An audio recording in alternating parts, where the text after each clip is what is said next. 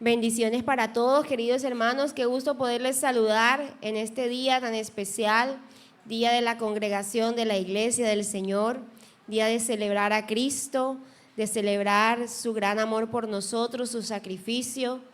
Y bueno, tenemos la oportunidad nuevamente de reunirnos en libertad. Gozo que tiene la Iglesia de Jesús en esta ciudad, en este país. Tenemos ese privilegio de podernos reunir y de podernos congregar con libertad, con facilidad, con comodidad. Y es un privilegio que no tiene toda la iglesia en el mundo. Lugares y países en donde el solo hecho de profesar la fe en Cristo hace a la persona reo de muerte. Así que nosotros con este gozo y este privilegio presentémonos delante del Señor agradecidos por este favor, por esta misericordia que ha tenido con nosotros de permitirnos congregarnos, de gozar de la comunión fraterna de los hermanos y de poder juntos celebrar a Cristo en un día como hoy que celebramos la Cena del Señor.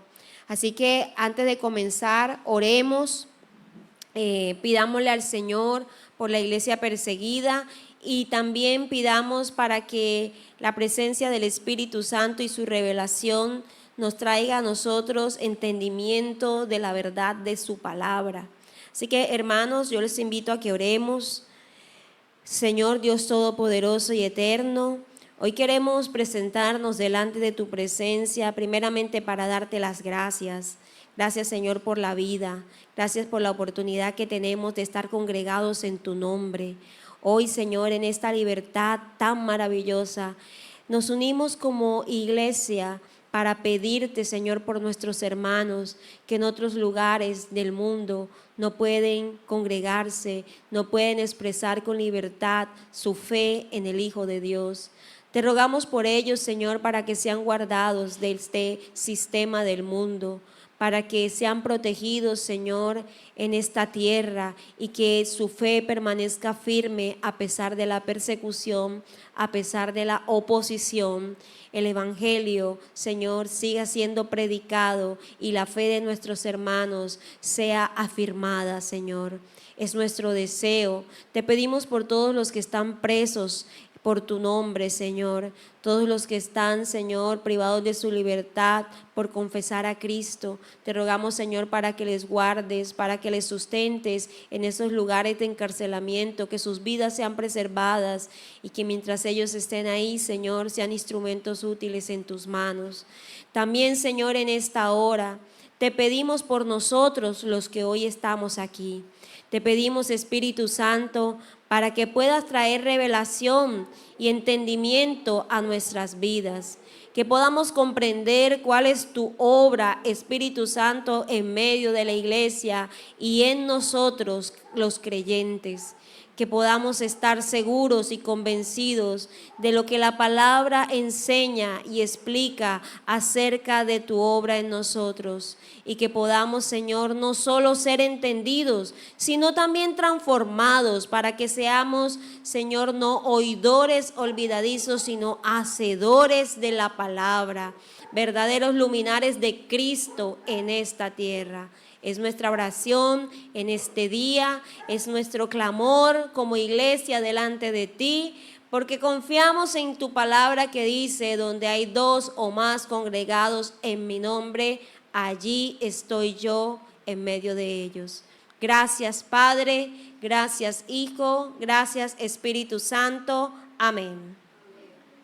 Bueno, queridos hermanos, tengo este enorme privilegio de parte del Señor de poderles compartir hoy el mensaje de la palabra.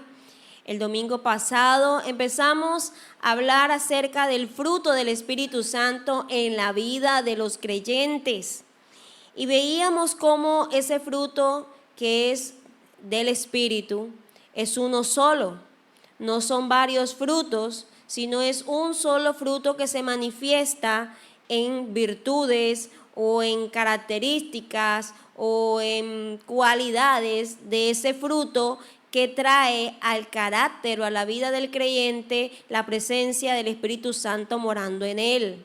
Entonces entendemos que no son 9 frutos, sino un solo fruto, y vemos manifestado ese fruto en 9 virtudes.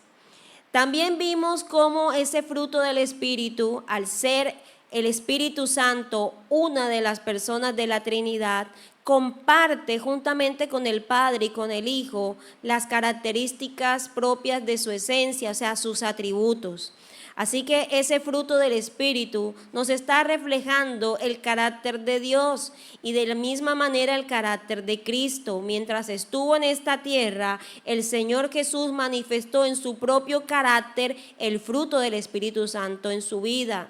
Y la invitación a nosotros los creyentes es a que seamos imitadores de Jesús. Es por eso que el Espíritu Santo que viene a morar en nosotros manifiesta, produce, llena nuestras vidas de ese fruto. ¿Para qué? Para que nosotros podamos reflejarlo, así como lo reflejó el Señor Jesús mientras estuvo en esta tierra.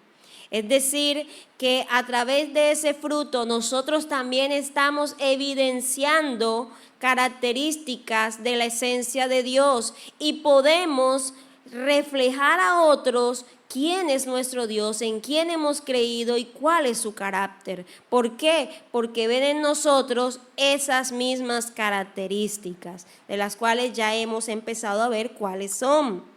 Así que, queridos hermanos, entendemos también que ese fruto del Espíritu nos permite a nosotros no sentirnos solos en esta batalla contra la carne, en esta batalla que tenemos que luchar contra el mal que en el mundo hay.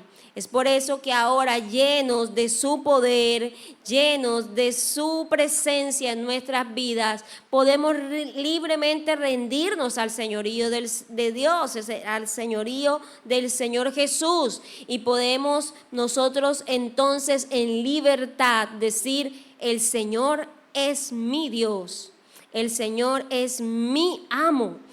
No porque me lo haya impuesto, sino porque yo libremente me someto a su voluntad. Así que, queridos hermanos, este fruto del Espíritu no es otra cosa sino la manifestación del carácter de Dios en nuestras propias vidas, que es inspirado, que es impulsado, que es dado a través de esa presencia del Espíritu en nosotros. ¿Cuáles son entonces esas manifestaciones del fruto? Son 9. El amor, a ver si vamos a la palabra y lo recordamos en la carta a los Gálatas, en el capítulo 5, versos 22 y 23. Vamos a buscar lo que dice la Escritura para mirar cuáles son esas manifestaciones del fruto.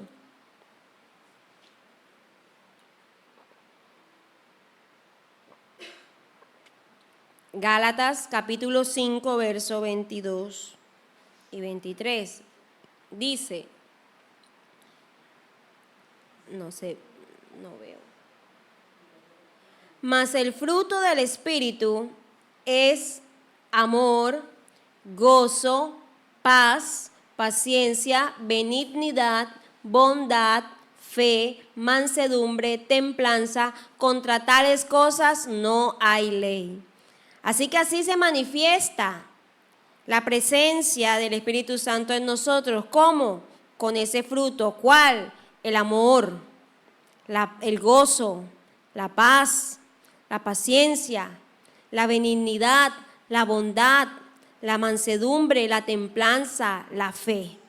Cierto, cosas que se deben ver reflejados en nuestro carácter. ¿En el carácter de quién? Del creyente, del que dice ser iglesia. Recordemos que estamos en la serie La Iglesia Funciona.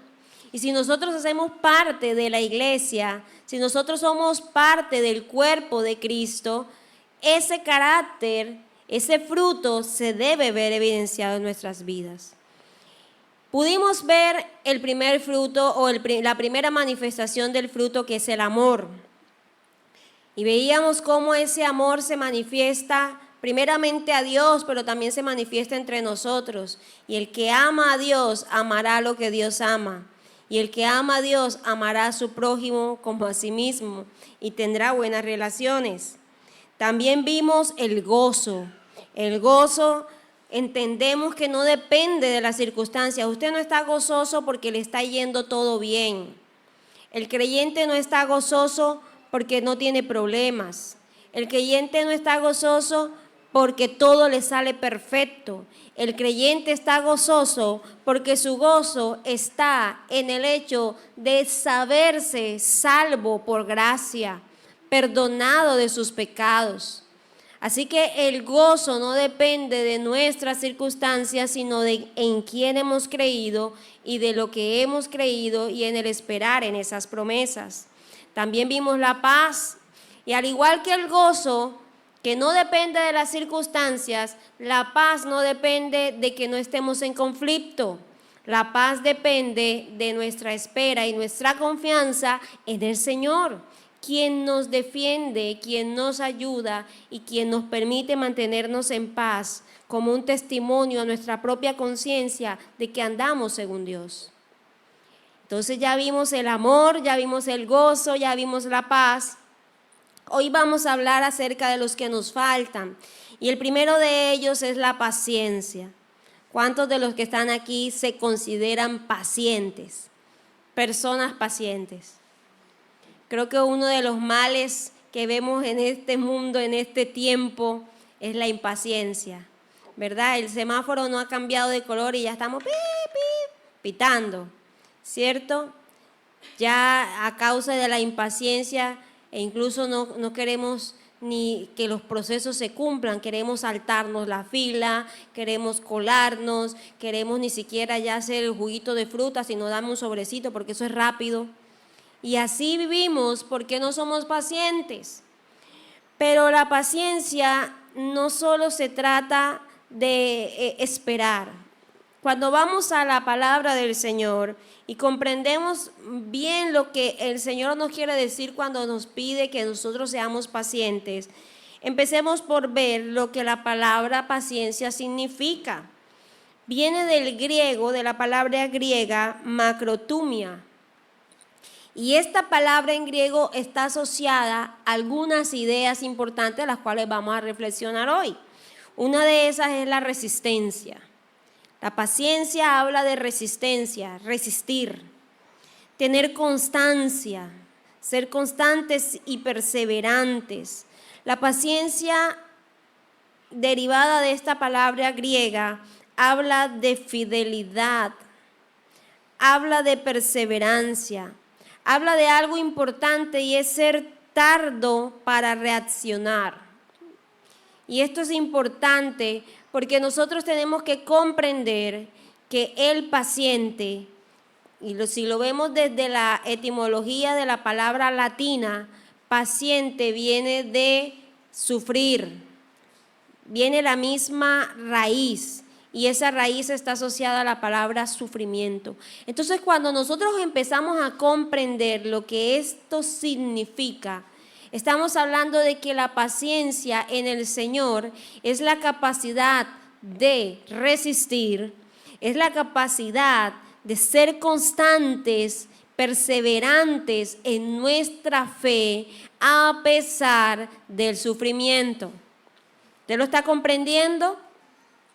Somos capaces de ser conformes al Señor, de ser tardos para reaccionar de manera inadecuada, de manera airosa, porque somos capaces de soportar con fe, constancia y perseverancia, aún así estemos sufriendo. Y esto no es fácil. Creo que para ninguno de nosotros es fácil y creo que es la razón por la cual este fruto tiene que venir del Espíritu. No puede ser una cualidad solamente nacida del corazón humano, porque nosotros no somos capaces de sufrir con tranquilidad. Odiamos, el ser humano odia el sufrimiento. Ninguno de nosotros quiere sufrir. Medio estamos sufriendo un poco y entramos en caos, en desequilibrio. Si hay algo que llega a desequilibrarnos es sufrir. Si algo te saca a ti, te mueve el piso, te saca de quicio, te hace reaccionar, es el sufrimiento. Por eso el Señor quiere que nosotros desarrollemos esta característica que Él sí tiene, y es la paciencia, y es el soportar, y es el ser equilibrados, constantes y perseverantes a pesar de que nosotros no estemos en las mejores condiciones. La persona paciente persiste en hacer lo bueno y en hacer lo correcto hasta que logra su objetivo y su meta. La paciencia en este concepto griego, desde el punto de vista de la palabra griega, implica una fuerza interior del alma que puede soportar los tiempos difíciles y que era alcanzada, mire cómo era alcanzada, por la educación disciplinada de la voluntad. Esto es tremendo, porque podemos llegar a ser pacientes cuando somos capaces de educarnos disciplinadamente en nuestra propia voluntad. La paciencia no va a nacer de manera libre y espontánea. La paciencia tenemos que ejercitarla. Y en la Biblia está asociada a una espera. ¿Pero a una espera de qué? Yo le quiero preguntar a usted, querido hermano creyente, amigo que está aquí, ¿qué es lo que usted espera? ¿Cuál es su esperanza hacia el futuro? Porque si nuestra esperanza está puesta en que nos vaya bien, yo quiero decirle que usted va a vivir muchísima frustración y muchísima sensación de fracaso, porque no siempre a nosotros nos va a ir bien. Va a haber momentos en que sintamos que nos está yendo mal. Una persona que pierde su trabajo siente que le está yendo mal. Una persona que se le destruye su hogar siente que le está yendo mal. Una persona que se enfrenta a la pérdida de un ser querido siente que le está yendo mal. Y quiero decirle que cada uno de los ejemplos que yo les acabo de poner son completamente naturales y posibles mientras estamos viviendo en esta tierra. Así que si nuestra espera está fundamentada en que nosotros estamos confiando en que los tiempos sean mejores, que el mañana será mejor, que ahora sí nos van a salir las cosas bien, usted puede llegar a sentirse desilusionado cuando eso no suceda tal y como usted lo espera. Pero la paciencia de la que habla la Escritura, la que se fundamenta en una esperanza no vana, no terrenal, sino una esperanza de las promesas eternas, esa paciencia nos hace soportar, vivir a pesar de las pruebas y las dificultades. ¿Por qué? Porque nosotros estamos esperando que el Señor manifieste su gloria, que el Señor se manifieste con su poder y con su grandeza en nuestras vidas, mientras estamos aquí y luego en la perfección del cumplimiento de sus promesas en la vida eterna. Mire, hay promesas del Señor para esta tierra.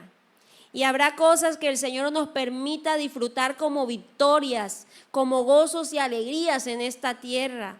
Habrá cosas que te producirán a ti felicidad en esta tierra y verás la mano del Señor trayendo sobre tu vida milagros. Verás la sanidad de tu cuerpo, verás la provisión para tu casa, verás cómo las cosas te van a salir bien en algunos momentos de tu vida. Pero eso nunca va a ser lo perfecto, porque el que es sanado por el Señor se va a volver a enfermar. El que es levantado de la muerte, incluso hemos visto muchos testimonios de personas que han estado al borde de la muerte y hemos orado por esas personas y el Señor las levanta. Y el Señor les da una nueva oportunidad de vida. Pero quiero decirle que aunque sea casi levantado de la casi muerte, esa persona algún día va a morir. Porque no vamos a vivir eternamente en esta tierra. Lo perfecto, lo grande, lo maravilloso, lo que no se va a dañar, a pervertir por el tiempo, son las promesas eternas que el Señor nos ha dado y las cuales son tan claras en la Escritura y son aquellas en las que el creyente espera con paciencia. Con paciencia. Porque mientras estemos aquí vamos a sufrir oposición. ¿Oposición a qué? A la fe. ¿Oposición a qué? A que tú trates de vivir una vida íntegra. Mire, yo le digo una cosa, no hay cosa más terrible que ver la oposición de la gente que está alrededor de una persona que intenta cambiar para bien. Usted ve un caso común, un hombre que intenta dejar el alcohol. ¿Qué va a encontrar en aquellos que son sus compañeros de parranda? Crítica, oposición, va a encontrar amenazas, va a encontrar burlas, no va a encontrar una voz amiga que le diga, ¿sabes qué? Lo estás haciendo bien, qué bien por ti que ya no quieres ser un alcohólico. Y así podríamos hablar con todas aquellas cosas en las que la gente quiere cambiar. Los adúlteros ya no quieren sino ser fieles a sus esposos o a sus esposas. El ladrón ya no quiere robar más, o el que está metido en un negocio ilícito se quiere salir. ¿Y qué encuentra? Incluso amenazas de muerte. ¿Por qué? Porque en esta tierra nosotros vamos a encontrar oposición a vivir una vida conforme a la voluntad de Dios. Por eso necesitamos desarrollar la paciencia para que podamos soportar cuando ese sufrimiento venga a nosotros, cuando la burla, la amenaza, la oposición, todo lo que se levanta contra nosotros para que desarrollemos la fe, el creyente lo pueda soportar. ¿Cómo? Con paciencia. ¿Por qué? Porque sabe que la recompensa de Dios siempre será mayor que el oprobio o lo que podamos vivir en esta tierra. Así que, querido hermano, nosotros necesitamos descansar en esas promesas de algo mejor para el futuro. Las promesas de que el sufrimiento que estamos viviendo nosotros hoy va a llegar a su fin. Porque hay una garantía de parte de Dios de que el mal va a ser derrotado. Mire, hay una garantía. Dios ha garantizado que el mal por fin va a ser derrotado, que Satanás será encarcelado y llevado a prisiones eternas en el infierno, donde nunca más podrá tocar al que ha sido salvo. Son las promesas que nos hacen soportar a nosotros con paciencia. Pero ¿cómo la podemos desarrollar? ¿Cómo puede usted desarrollar esa paciencia? Se desarrollan los retos diarios, querido hermano, eso no se hace de otra forma, diariamente. Miremos lo que dice la palabra en la carta a los Romanos, capítulo 5, verso 3 al 5. Romanos 5, verso 3 al 5.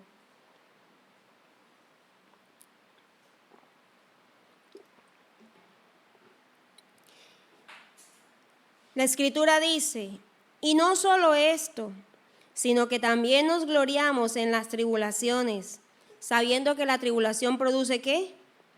Paciencia. ¿Qué produce la tribulación en tu vida o qué debería producir? Paciencia. En otras palabras, que soportes la aflicción, que soportes la tribulación. Y la tribulación que produce paciencia, ¿verdad? Y la paciencia produce prueba, y la prueba esperanza, y la esperanza no avergüenza, porque el amor de Dios ha sido derramado en nuestros corazones. ¿Por quién?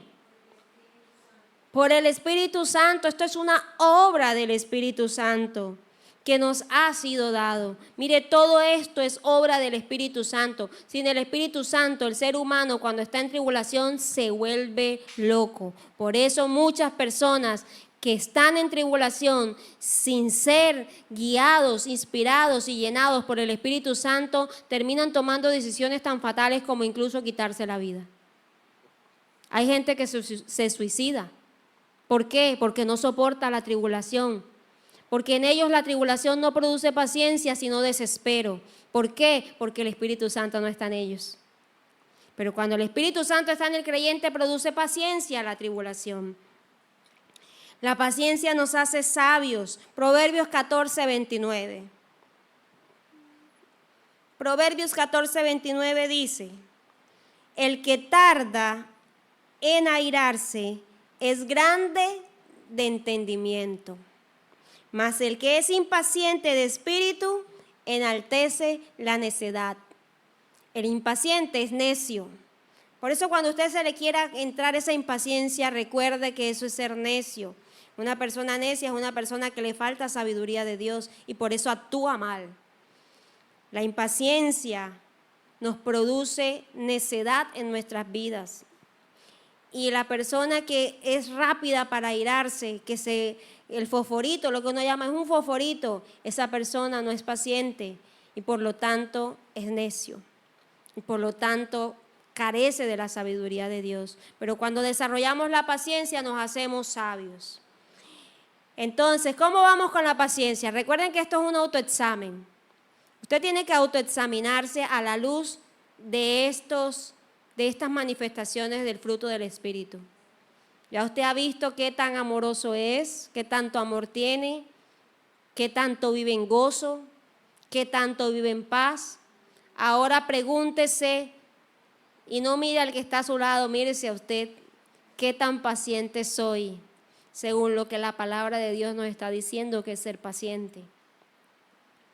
Veamos las siguientes dos virtudes, porque son, algunos teólogos la llaman el fruto gemelo o las virtudes gemelas, que son la benignidad y la bondad.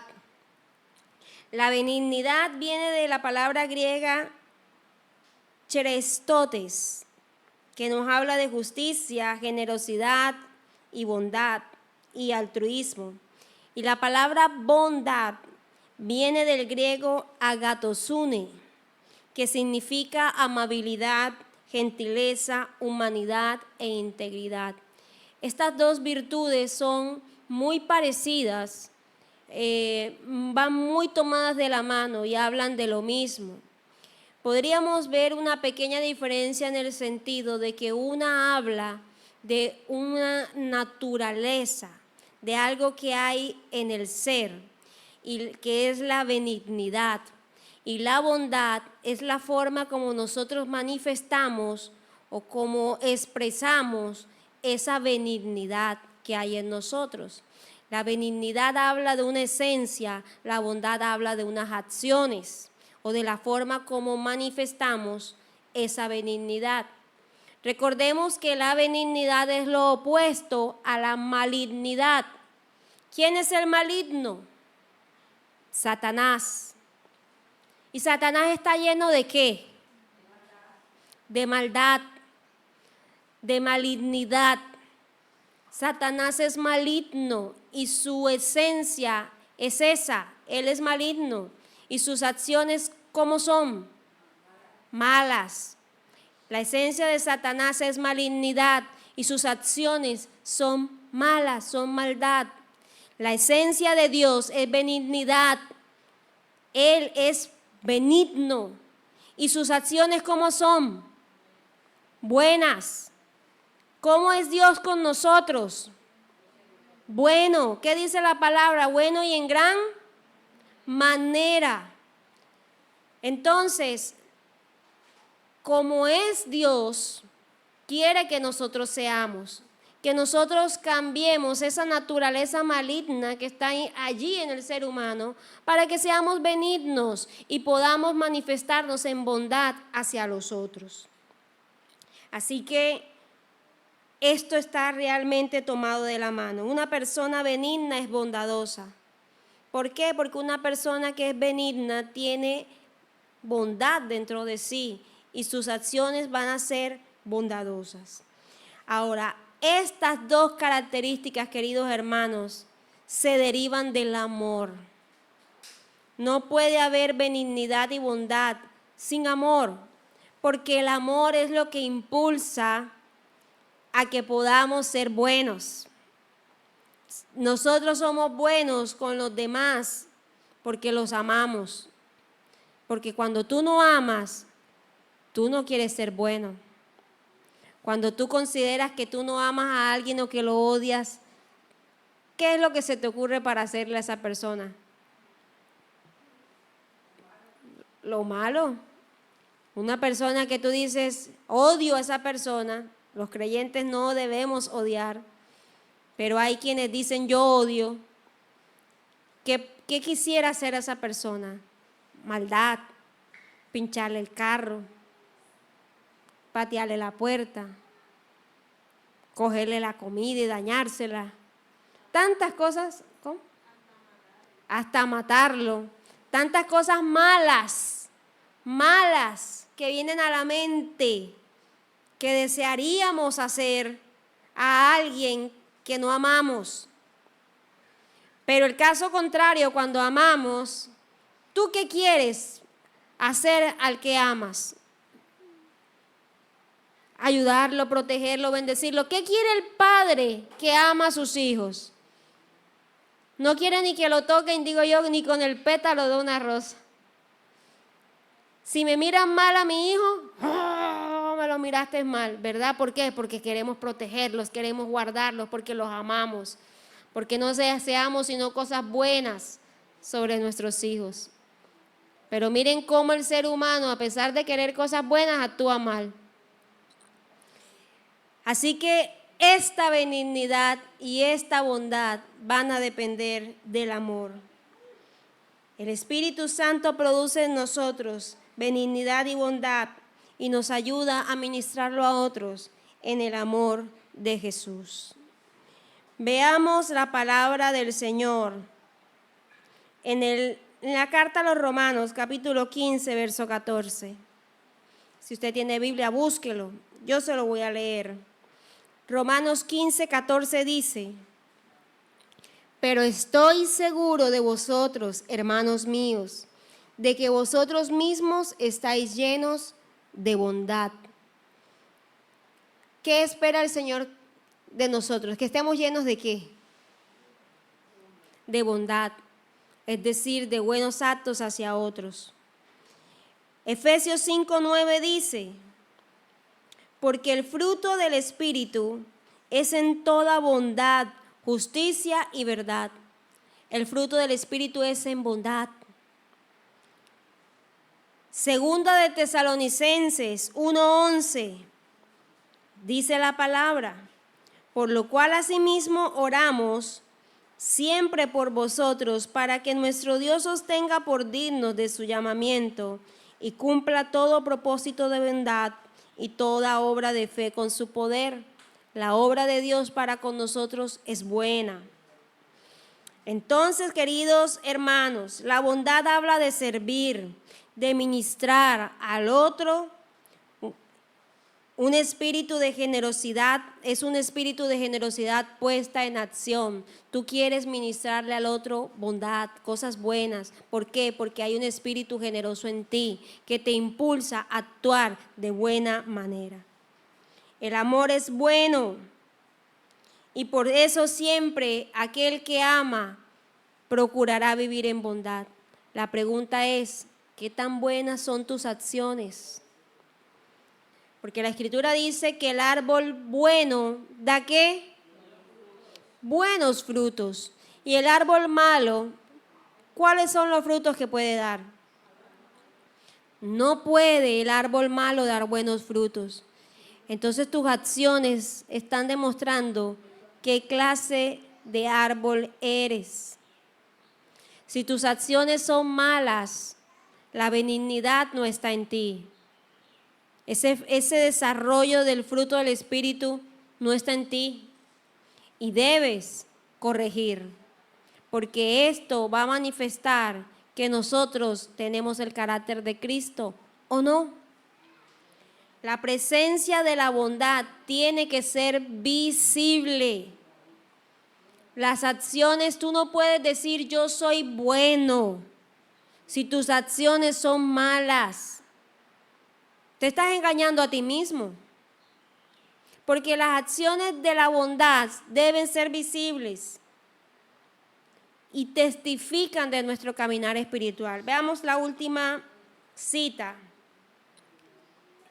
Efesios 5, 8 al 9. Vamos a leer estos dos versículos, vamos a volverlos a leer. Porque en otro tiempo erais tinieblas.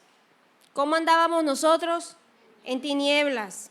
Mas ahora que somos luz, luz en el Señor. Andad como hijos de luz, porque el fruto del Espíritu es en toda bondad, justicia y verdad. El fruto del Espíritu es en bondad y nosotros debemos andar como hijos de luz. Amén. Ahí vamos mirando el termómetro. Vamos mirando ese termómetro del desarrollo de este fruto en nuestras vidas. Miremos la fe. La fe viene del griego, la palabra griega pistis, que significa seguridad. Es un estado de convicción, de seguridad y persistencia en lo que se espera. Por eso cuando vamos a la palabra, en Hebreos 11:1 dice que la fe es la certeza de lo que se espera, la convicción de lo que no se ve. Es una certeza de algo que tú esperas. Y ya sabemos cómo se debe esperar, con paciencia. Y estás convencido de eso aunque tú no lo ves. Cuando leemos Efesios 11 y leemos el capítulo, más adelante nos vamos a encontrar con un versículo que dice: porque es necesario que el que se acerca a Dios crea que le hay. Hebreos 11, 6. Lo encontramos. Porque sin fe es imposible agradar a Dios. Y es necesario que el que se acerca a Dios crea que le hay. Sin fe no podemos agradar a Dios. Cuando nosotros tenemos esta característica de la fe en nuestras vidas, sabemos de que Dios es real, que lo que Dios prometió lo va a cumplir, que aunque no lo veamos, así será. Y esto de la fe es un asunto serio, queridos hermanos, empezando porque sin fe es imposible agradar a Dios. Si tú no crees, no puedes disfrutar de la gracia de la salvación. Esto es serio. La fe es un asunto de seriedad, porque la incredulidad fue lo que hizo pecar a Adán y Eva. No tener fe, no creer en lo que Dios había dicho. Si tú no crees, tu alma está en riesgo. Si tú no crees lo que Dios dice, porque crees más bien en lo que tú dices, estás mostrando un corazón orgulloso. Y si hubo algo que sacó a Satanás, lo rebajó de la posición que él tenía como ese querubín protector, fue que la soberbia y el orgullo tocaron su corazón y quiso igualarse a Dios. La soberbia, el orgullo está asociado a la incredulidad. Y sobre Satanás vino juicio severo. Y sobre los hombres también vino un juicio severo, porque a causa de la incredulidad entró el pecado. Y el pecado que trajo muerte y condenación. Así que tenemos que entender que la falta de fe no es cualquier cosa. La falta de fe y de poner en duda lo que Dios dice ocasiona al hombre condenación y separación eterna. Es necesario que nosotros tengamos fe. Efesios 2, capítulo 2, versos 8 y 9 dice: Porque por gracia sois salvos. ¿Por medio de qué? Somos salvos, entendemos que por la gracia de Dios. Pero ¿por medio de qué nosotros podemos recibir la gracia de la salvación? Por medio de la fe. Y esto no es de vosotros, pues es don de Dios, no por obras, para que nadie se gloríe. La salvación no es por obras. Pero para poderla disfrutar, tenemos que tener fe. ¿Fe en quién? En el Hijo de Dios, en Jesucristo. Sin fe no podemos agradar a Dios. Sin fe no podemos disfrutar de la gracia de la salvación. Segunda carta a los Corintios, capítulo 5, versos 6 y 7. Así que vivimos confiados siempre y sabiendo que entre tanto que estamos en el cuerpo, estamos ausentes del Señor, porque por fe andamos y no por vista. ¿Por qué debe andar usted, querido hermano? Yo te pregunto, ¿tienes fe? ¿Estás esperando algo con paciencia? ¿Estás convencido? ¿Tienes certeza absoluta de algo? Ahora yo te pregunto, ¿de qué tienes certeza? ¿De qué estás convencido? Porque si la fe la tomamos como hoy se nos enseña, hoy la fe es como casi una herramienta mágica. Si lo crees, todo es posible, tergiversando la palabra del Señor. Porque si tú lo crees, lo vas a lograr. Confía en tus sueños y los lograrás. Cree y todo se será hecho. Y nos enseñan como si la fe fuera un arma mágica, una espada mágica, algo mágico para alcanzar nuestros propósitos y no los de Dios. Estamos creyendo mal. Tenemos una fe dañada, tergiversada.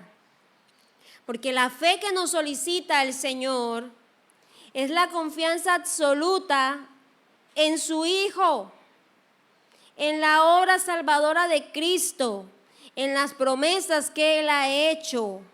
Esa es la fe que se nos demanda. Ahora, el que tiene esa fe y tiene fundamentada su vida en esa fe, podrá entonces disfrutar por medio de esa fe de las obras de Dios. ¿Cuáles? Sus bendiciones, la sanidad, la provisión, la protección, el cuidado que Dios tiene de sus hijos. Lo recibimos por fe, pero nuestra fe no está puesta en eso. Nuestra fe está puesta en Cristo. Y con Cristo se nos son dadas todas las cosas. Amén. ¿Tienes fe? Entonces ya sabes cuál es la fe que se te demanda. No que creas ciegamente. A nosotros no se nos ha pedido creer ciegamente. A nosotros se nos ha pedido creer en Cristo, el unigénito Hijo de Dios, el Cordero de Dios que quita el pecado del mundo. Vamos entonces a ver el siguiente atributo, que es la mansedumbre, y esto también nos cuesta. La mansedumbre viene del griego praotes, que significa gentileza, suavidad y humildad. ¡Wow! Gentileza, suavidad y humildad. Características que también son tan difíciles en este tiempo. Cuán difícil nos cuesta ser suaves, cuán difícil nos cuesta ser gentiles y ser humildes, porque nosotros queremos ser fuertes, iracundos, imponernos, hacernos valer, ¿cierto? La gente quiere imponer su criterio, hacerse valer delante de los demás, no importa si tiene que ser violento, pero el Señor nos dice que nosotros tenemos que ser mansos, no faltos de carácter, porque la mansedumbre no nos habla de una falta de carácter y ahorita lo vamos a ver con lo último, que es la templanza. El Señor no quiere que nosotros seamos falta de carácter. Lo que quiere el Señor es que seamos gente tan firme, con un carácter tan bien, o sea, con una mente tan enfocada y tan entendida de quiénes somos en Dios, que no tengamos que recurrir a la violencia, a la agresividad para poder ser firmes, sino que podamos nosotros ser tan firmes en nuestras convicciones que se nos haga fácil ser gentiles, suaves en nuestro trato con los demás y humildes, porque nada nos hace a nosotros tambalear de lo que hemos creído. Así que la mansedumbre no tiene que ver con falta de carácter, sino con un carácter bien formado, con tanta firmeza en nuestra convicción de nuestra fe, que no necesitamos ser agresivos e impulsivos, porque sabemos en quién hemos creído y quién nos sustenta y quién nos defiende. Miremos lo que dice la carta de Santiago en el capítulo 3, verso 13. Santiago 3:13 dice: ¿quién es sabio y entendido entre vosotros? Muestre por la buena conducta sus obras en sabia mansedumbre. Entre nosotros, ¿quién es sabio y entendido?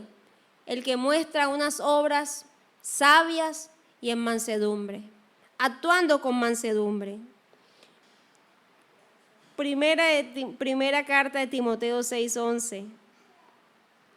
Mas tú, oh hombre de Dios, huye de estas cosas y sigue la justicia, la piedad, la fe, el amor, la paciencia, la mansedumbre. Timoteo le está diciendo el apóstol Pablo a Timoteo: mira, Timoteo, huye de estas cosas. ¿De qué? De esas pasiones juveniles, pasiones carnales. Y tú sigue la justicia, la piedad, la fe, el amor, la paciencia. ¿En qué? O sea, usted está leyendo aquí esta lista. Justicia, piedad, fe, amor, paciencia y mansedumbre. ¿A qué se parece eso?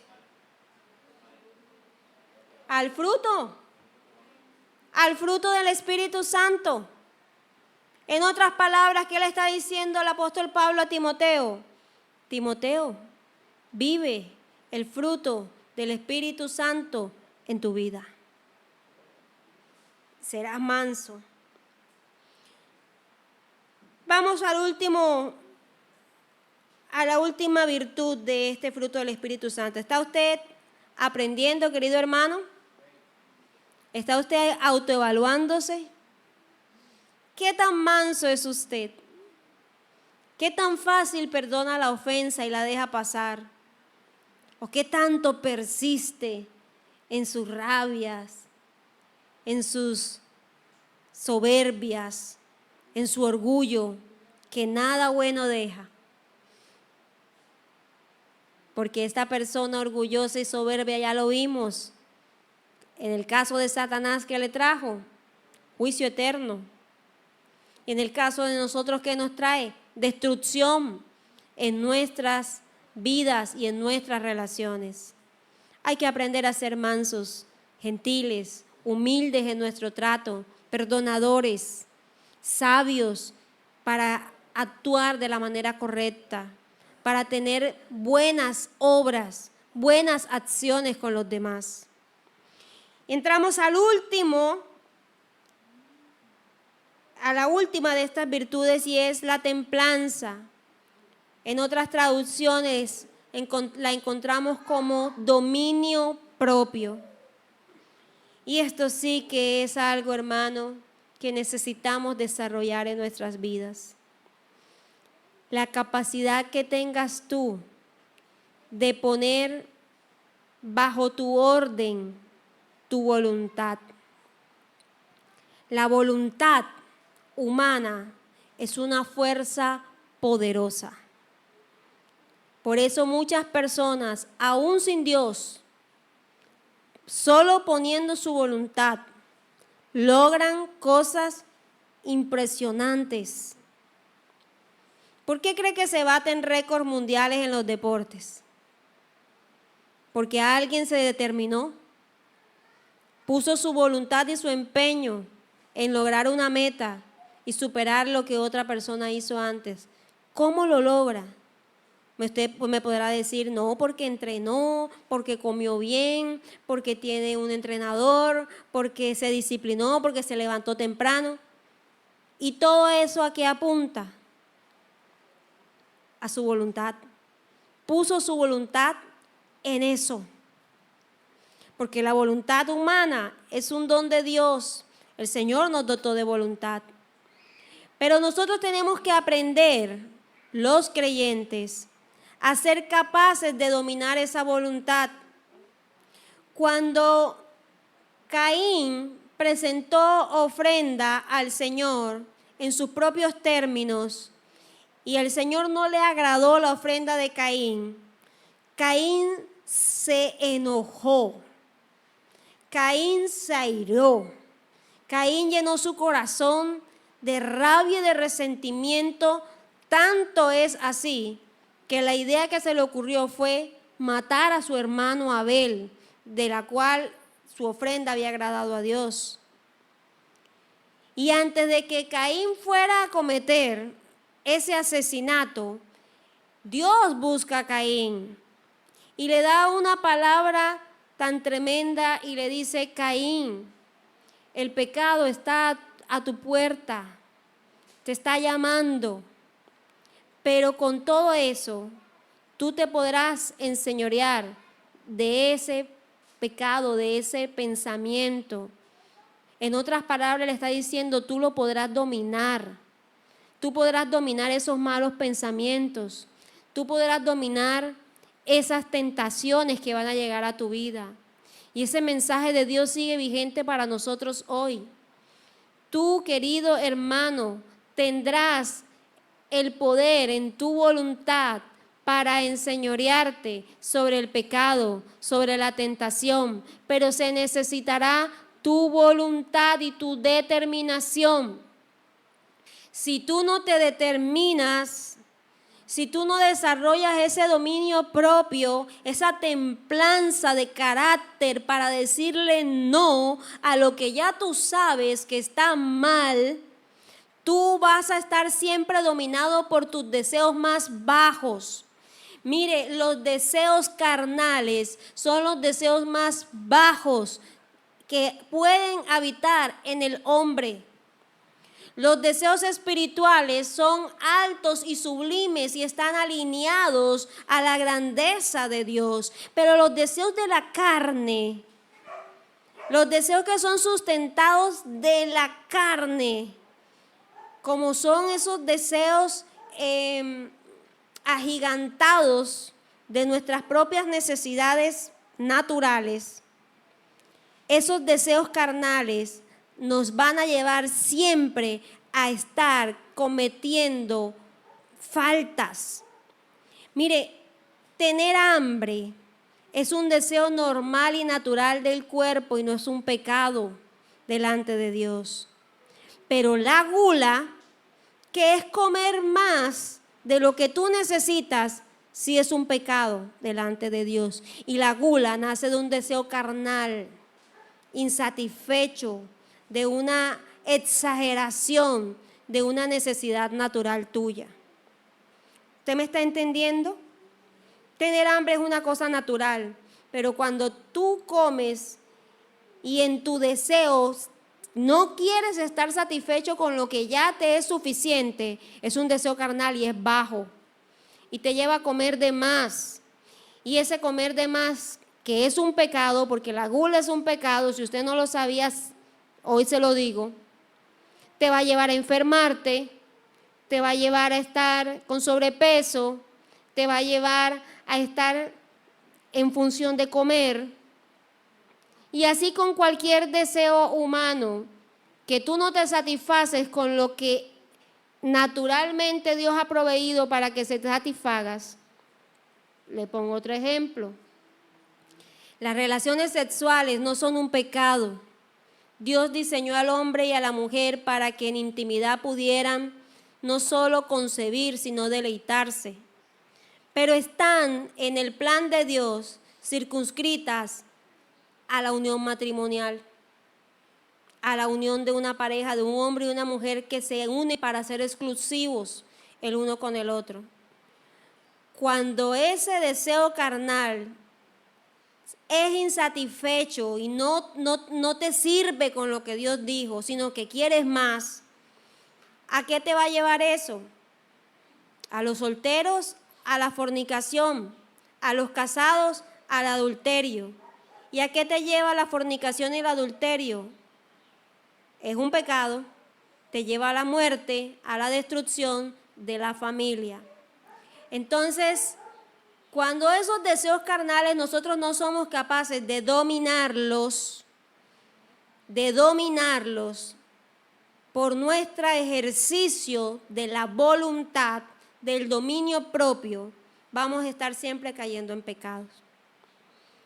Yo le decía mucho tiempo a las jovencitas, mira, si tú tienes relaciones sexuales con tu novio antes de casarte, nada te va a ti garantizar que ese novio que no te supo dominar en el noviazgo para no caer en fornicación, cuando se case contigo, sea capaz de dominarse para no caer en adulterio. Porque lo que no somos capaces de dominar aquí, tampoco vamos a ser capaces de dominarlo allá. Si nosotros no somos capaces de ponerle freno a nuestro cuerpo, no vamos a poder dominarlo y nos vamos a dejar llevar por todos estos placeres carnales fuera del orden de Dios, cuando se salen de lo establecido por Dios, y vamos a estar en muchos problemas. Querido hermano, nosotros tenemos que aprender a controlar nuestro cuerpo, pero también tenemos que aprender a controlar nuestras emociones, porque las emociones también deben ser controladas. Hay luchas que ya de pronto usted no las tiene con su cuerpo, pero las tiene con su mente, permitiendo que las emociones lo gobiernen. Entonces usted no actúa en control de su mente en fe, sino que actúa porque usted está triste, actúa porque usted está enojado, actúa porque usted está ansioso, y cuando actúa de esa forma, muy probablemente, lo más seguro es que usted no va a actuar conforme a la voluntad de Dios o a lo que Dios ha dicho en su palabra, sino que le va a dar rienda suelta a su mala emoción y va a cometer un exceso, va a salir con una grosería a alguien, va a tomar una decisión equivocada, se va a ir de su casa porque está bravo, porque está triste, va a hacer este tipo de cosas que van a traer más tarde lamentaciones. Así que es importante que nosotros aprendamos a vivir controlándonos. ¿Qué dice la primera carta a los Corintios en el capítulo 10, verso 23?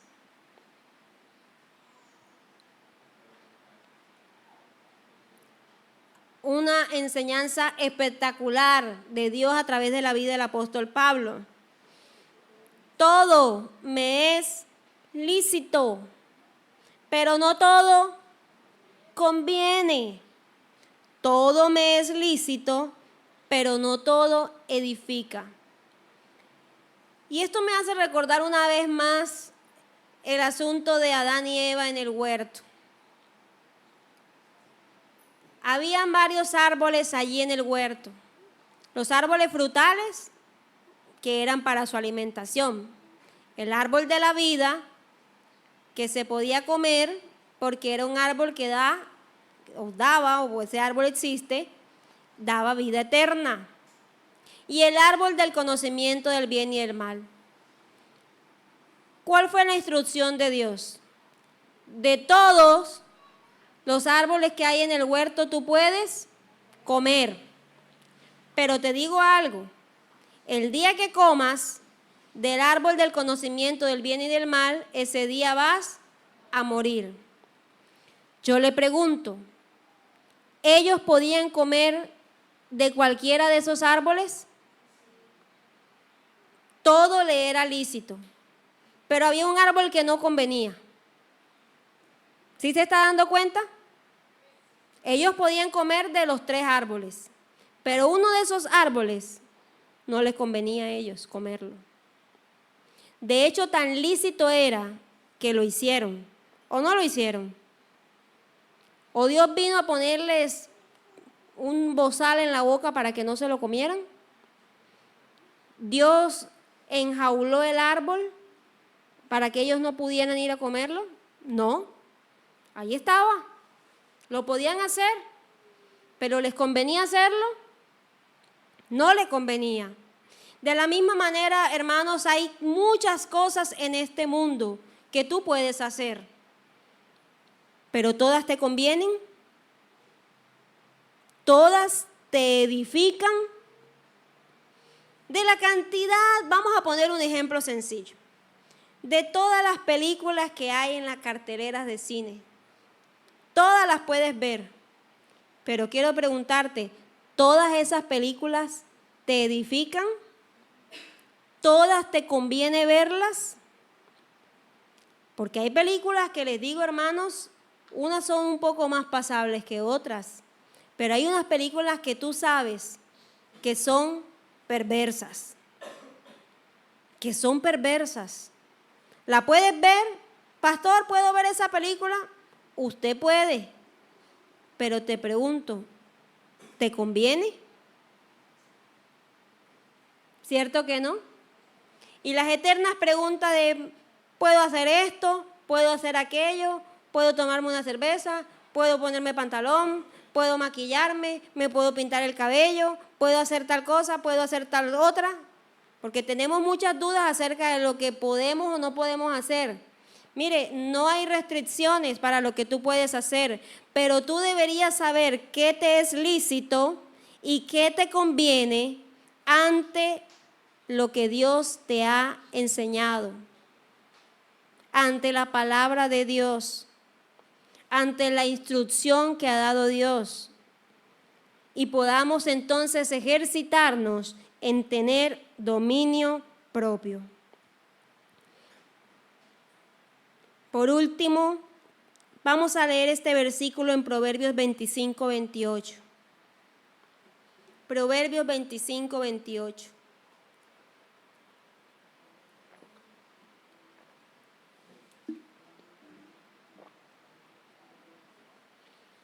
Dice la palabra, como ciudad derribada y sin muro es el hombre cuyo espíritu no tiene rienda. ¡Wow! Dios sabe decir las cosas como son. Una ciudad derribada, sin muro, una ciudad destruida, una ciudad asolada. Así, dice el Señor, es el hombre, la persona que no es capaz de ponerle rienda a su vida. La pregunta hoy es, ¿tienes dominio propio? ¿Eres capaz de decirle no a tu cuerpo cuando algo no te conviene? ¿Eres capaz de decirle a tu mente, ya no pienses de esta forma, mente, alíñate al pensamiento de Dios?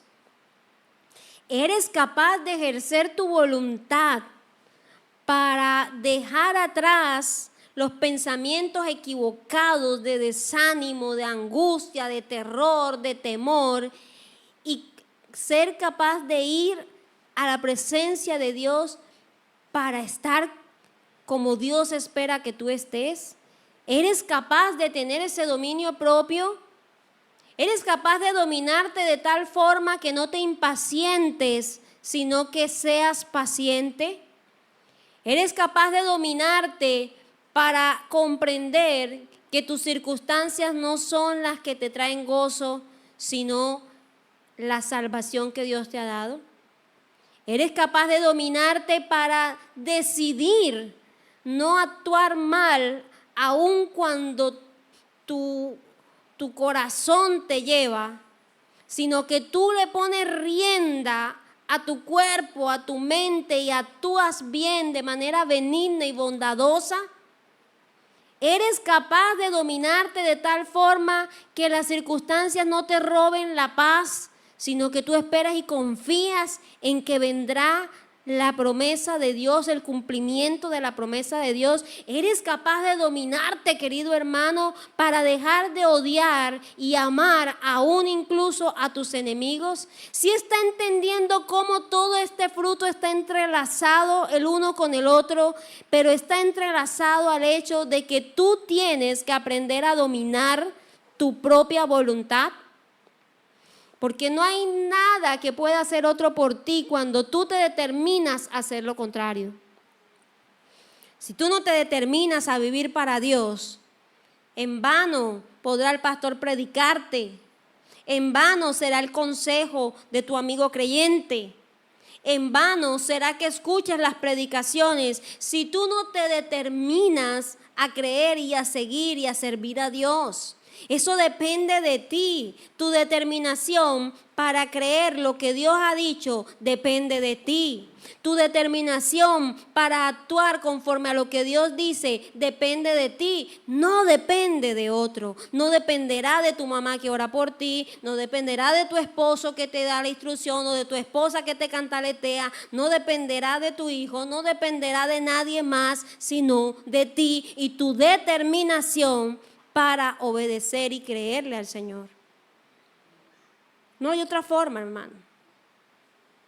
Ese fruto se tiene que desarrollar en tu vida. Pero recuerda la buena noticia. La buena noticia es que el Señor no nos ha dejado solos en esto, porque sabe que solos somos incapaces. Por eso ha venido la presencia del Espíritu Santo a morar con el creyente y trayendo ese fruto para que a partir de aquí empecemos nosotros a caminar en Él. Amén. Queridos hermanos, que esta palabra hoy traiga a nuestras vidas entendimiento, que tú puedas depositar esta instrucción de tal forma que puedas ponerlo ya a accionar en tu mente, en tu cuerpo y en todo tu ser. Amén.